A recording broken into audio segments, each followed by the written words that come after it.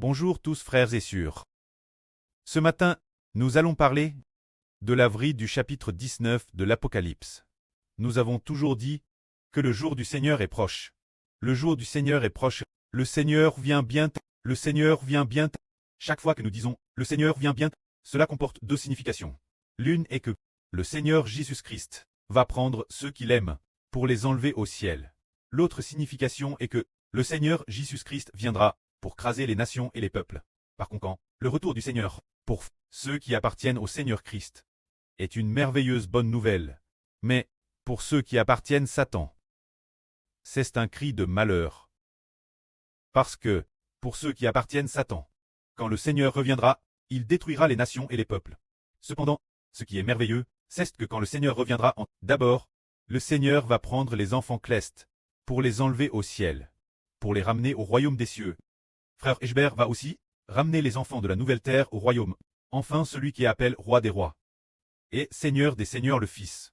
Frère Eschber conduira les enfants clestes dans leur descente pour brûler les nations et les peuples. C'est cela le retour du Seigneur. En fait, le retour du Seigneur pour détruire les nations et les peuples.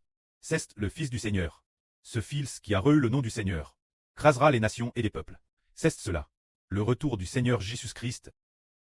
Dès qu'on parle du jour du Seigneur, se dire le jour de son retour, la Bible mettra ce qui concerne le retour du Seigneur, avec la fin du monde et la fin des temps ensemble. Quand le Seigneur reviendra, le monde de Satan prendra fin.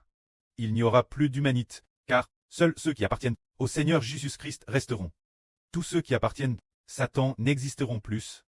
Ainsi, le retour du Seigneur, le Seigneur a dit lui-même que quand le Seigneur reviendra, quand le Fils de l'homme reviendra, ce sera comme au temps des jours de Noé.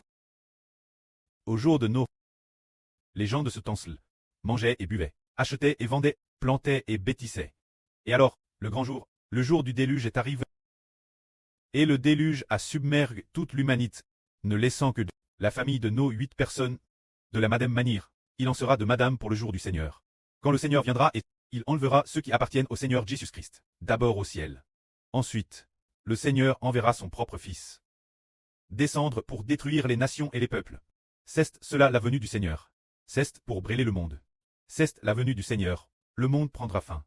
Il n'y aura plus de monde humain appartenant à Satan. Mais il y aura, dans le futur, nouvel univers et nouvelle terre, appartenant à Dieu et au Christ. Un monde humain de nouvelle création. Les anciens auront tous été détruits. Tous ceux qui refusent de se repentir. Ceux qui ne se repentent pas, seront tous détruits.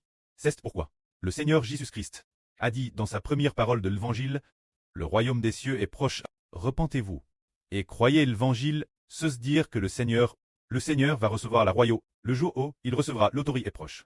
Il faut se repentir, ce qui signifie croire au Seigneur. Seigneur, le royaume des cieux est proche, cela signifie que le Seigneur Jésus-Christ, le jour de son règne et de son autorité est proche.